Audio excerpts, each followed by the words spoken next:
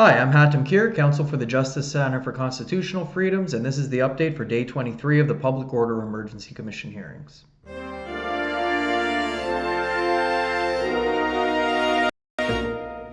Today was a long day, longest so far. We sat from 9:30 in the morning to about 8:30 at night. We heard from 3 witnesses in 2 sets. There's a panel of 2 and then a single witness. So the first pair of witnesses was Commissioner Brenda Lucki and Deputy Commissioner Mike Duhaime of the RCMP. It was a very long testimony, so I'm just going to focus on some of the highlights that stood out to me. One of the broad themes that came up was the role of political players in terms of potentially putting pressure on them.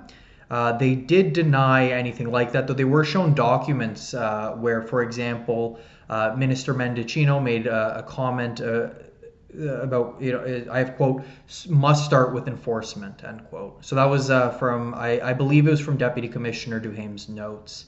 And so there's a bit of question about what exactly that was referring to. One interesting point that kind of arose from 2 documents that came up at different points in the testimony, but together I think tell a powerful story. One was from minutes of an IRG meeting. So the IRG was the Incident Response Group. And there was a point where it says that Emergency Act authorities were not used outside of Ottawa.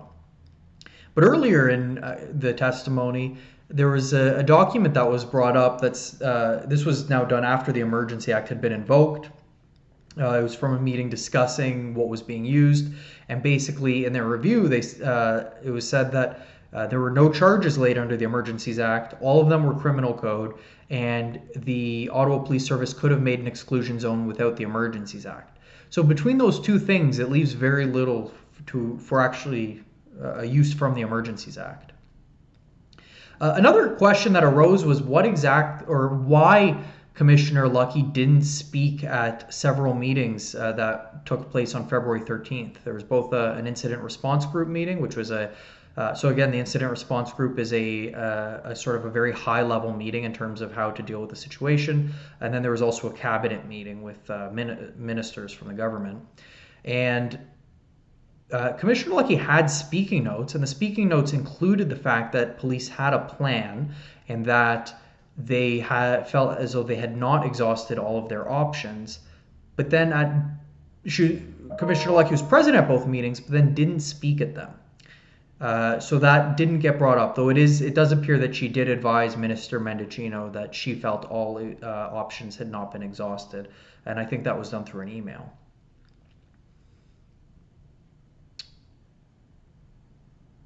There was also another sort of this question mark was notes that were brought up where it was written, this was a conversation with Jody Thomas, the National Security and Intelligence Advisor, and written down in the notes were that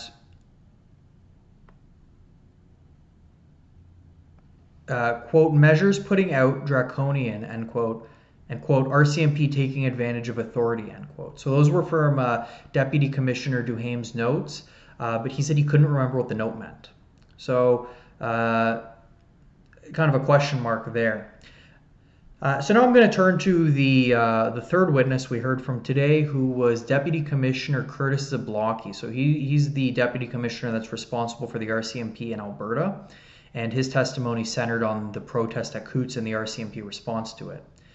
So one thing which we've already heard about, but is an important point to note, is that the RCMP resolved their towing situation by just buying the tow trucks.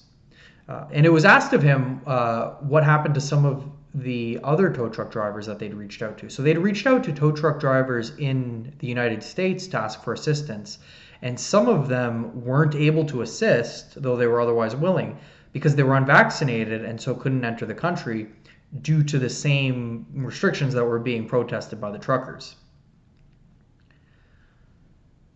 He also described the end of the protest at Coutts. So he described, which is consistent with previous testimony that we've heard, that the protesters agreed to leave after police made arrests and seized weapons because the protesters didn't want to be associated with that. So he said things changed on February 14th. So again, just a reminder of the timeline. They made those arrests late on the 13th into the early hours of the 14th. And then he says by the afternoon of the 14th, they were willing to move. And an agreement was reached between RCMP and protesters that the protesters would move their farming equipment off of the road and hand over their keys to the RCMP. And then the RCMP allowed the protesters to stay one more evening, which they'd requested, so that they could clean up the protest site before leaving the next morning. Also, again, confirming what we've heard before from, for example, Deputy Minister DeGrand, which is that the clearing of the protests at Coutts happened without the use of emergency powers, though it did happen after the declaration was made. Another point was that he made, so we've heard before about how there was this alternate protest site that was set up in Coutts, and some of the protesters went there and they stayed there for many weeks after, even after the Emergency Act was revoked. Though one thing he noted when he was asked is that no further blockades happened even after the revocation of emergency powers. So that's relevant because one of the questions we've been hearing is whether or not the emergency powers were necessary in order to prevent a recurrence of protests, even though, for example, the protests at Coutts and Windsor had been cleared. So he was saying here, even after the emergency powers, they weren't needed anymore.